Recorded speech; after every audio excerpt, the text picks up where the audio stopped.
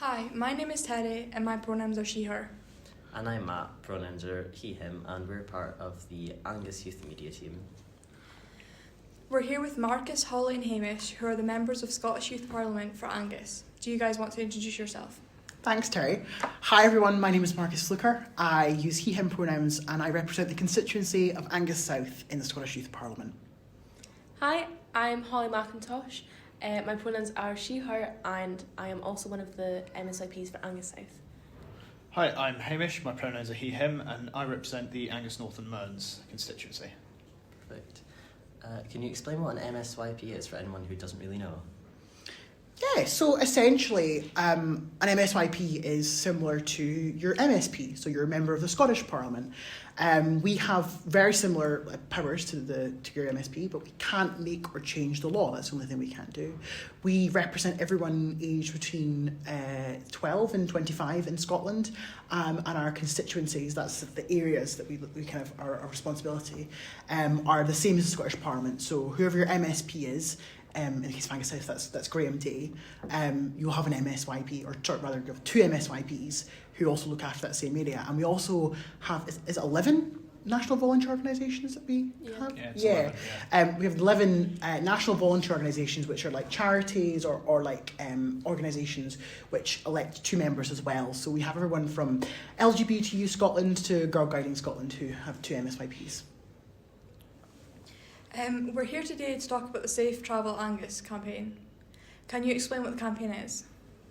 Yeah, so this campaign started by us basically, and about hearing people's thoughts on like the transport and hearing all their stories about how they feel that transport just isn't what they need and isn't for them, and that they feel unsafe as well. The word unsafe was used, and that really hit hard. And our campaign is basically an information guide and like help resources about getting people back onto transport and getting them from A to B safely. It's particularly sort of relevant, I think, at the moment because we've just come out of the COVID pandemic, and so there will be a group of sort of young people that aren't as used to getting on public transport as perhaps we were, perhaps people slightly younger than us, and people just sort of want to get sort of back moving on public transport, which is great. We just need to make sure that they feel safe and they know what to do when they're doing it. Yeah, and I think the idea came about so back at the end of last year.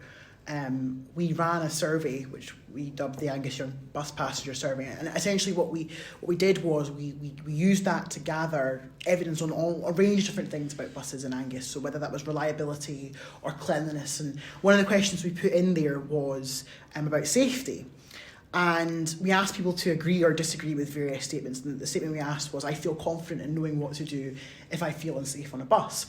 And we threw that question in there, admittedly because we didn't really know what else to put in. But what we got back from that was 45% of people who responded to that survey said that they either strongly disagreed or disagreed with that statement. That's something we weren't expecting. And so when we actually sat down and thought about it, was because we weren't sure why this has come about, we felt that this was something we needed to work on. And kind of develop more, because there really seemed to be a lack of understanding. Why were you all interested in getting involved with the campaign initially? So I think it was an element of kind of just what I was talking about there, was that question about like, well, what have we uncovered here? And I think when we looked into it more, we found that the information that we kind of needed to answer that question around what should you do if you felt unsafe on a bus wasn't really available, and that really matched what young people were saying. Yeah, I think definitely it's an area that I think, well, we obviously uncovered that it was quite important, but there's just nothing. There seems to be basically nothing relevant to Scotland on this issue. And we're slightly concerned by that, and that's how we sort of decided to make this sort of a focal point of our campaign, because other things did come up in the survey, but there were sort of like things that we would expect about delays on buses and so on. We were just really surprised at this, and then we were even more surprised that there was no information on safety on buses, or very little sort of relevant information. And I think in contrast to what you've got for trains was huge. So on your train, like we found that there's this app called, I think it's Rail Guardian that it's called. It's Rail Guardian, yeah. And it, you've got like really detailed advice on different situations, how to contact the British Transport Police and all that. And that information didn't really exist. And I think one of the things that Holly, I'm sure will know more about than that is that Transport Scotland at the same time have done research into the safety of women and girls on public transport, and there were some really interesting similarities between that.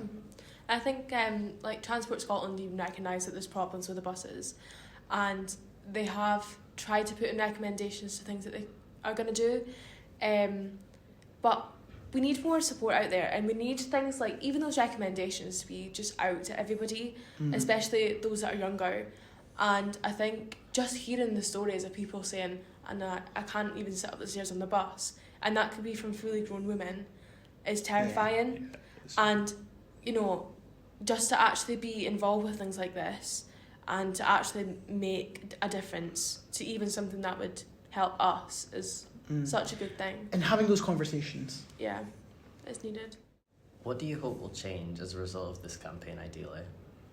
I think just being able to get on the bus and actually feeling that you can get from A to B safely and without having to feel like you need to scan around and have that worry of, I can't get up the stairs on this bus because anything could happen. I can't get on this train in case something happens. I can't get on transport at night and things like that. People should just be able to go from one place to another and just feel okay about it, like you would do in a car or something. It shouldn't be different. So I feel that sort of part of it has got to be about so definitely making people feel safer. That's really fundamental. But I do hope that there's a chance that we would get sort of other people on buses to change their behaviour. That one of the things we found was that particularly young women and girls, there was sort of behaviour on buses that were making them sort of feel like nervous or uncomfortable that other passengers were doing, but they probably weren't aware of. So just sort of sitting next to them on a bus where there's loads of seats, it's just sort of small things that like people can change to make travel sort of feel safer for everyone. Yeah, and I think like it's that small stuff, like someone staring at you, that can actually be more uncomfortable than like someone having a fight or something like that. I think it's like it is those really small things, but being more mindful to your fellow passengers. And I think we recognise that that's a two-way street. We recognise that young people have got a part to play in that as well.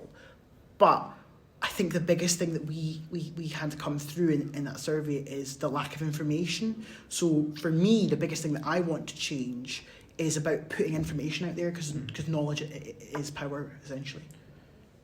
What's something you'd like people to take away from listening today?